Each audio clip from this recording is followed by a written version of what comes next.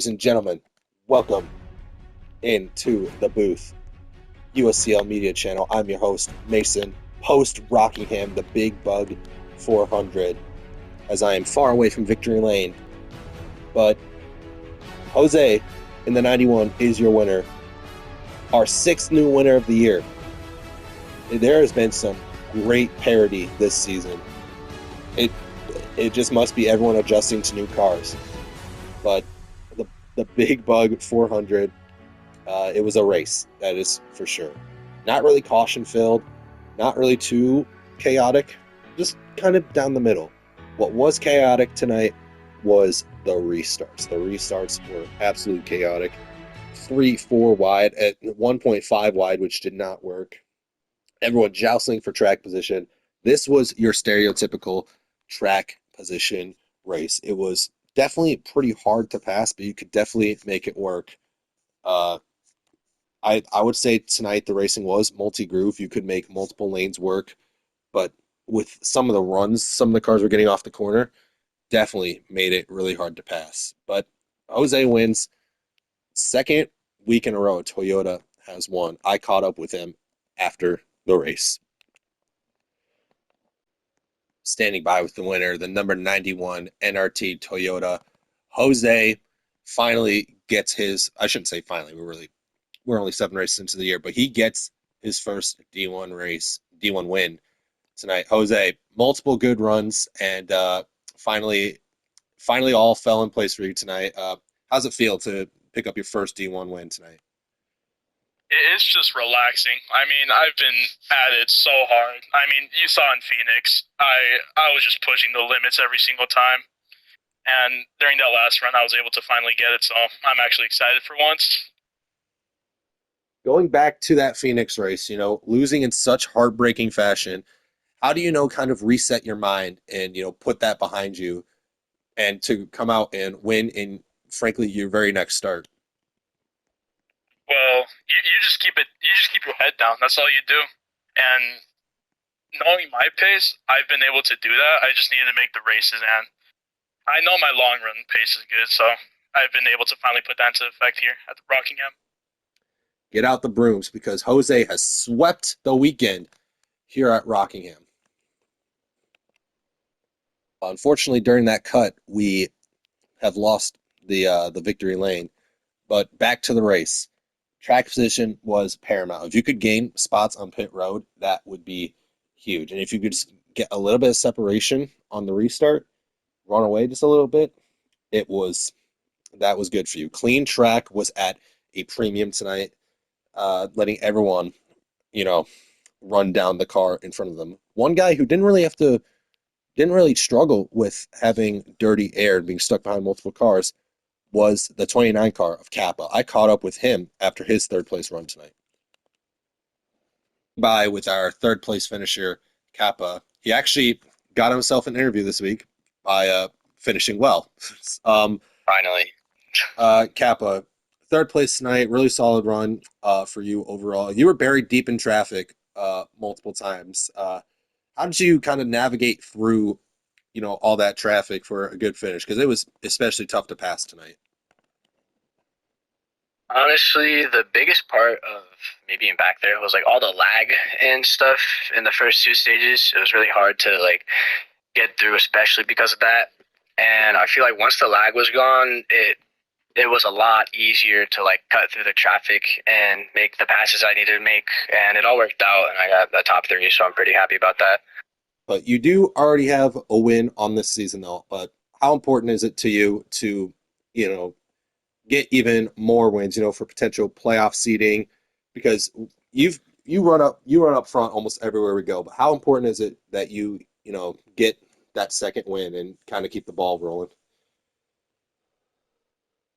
Um, Getting a second win is huge because the momentum that comes with it is amazing. Like if you keep on piling up good finishes and stuff, you keep doing that week in, week out, and it's the momentum stays, the ball keeps rolling. Like last season, I started off really good, but then once I stopped like having super good finishes and having a couple of bad finishes in and out, like didn't win a race from like week 5 of the season until a race or two before the playoffs. It was a streak. Yeah, bit of a streak for sure. So yeah, Yeah.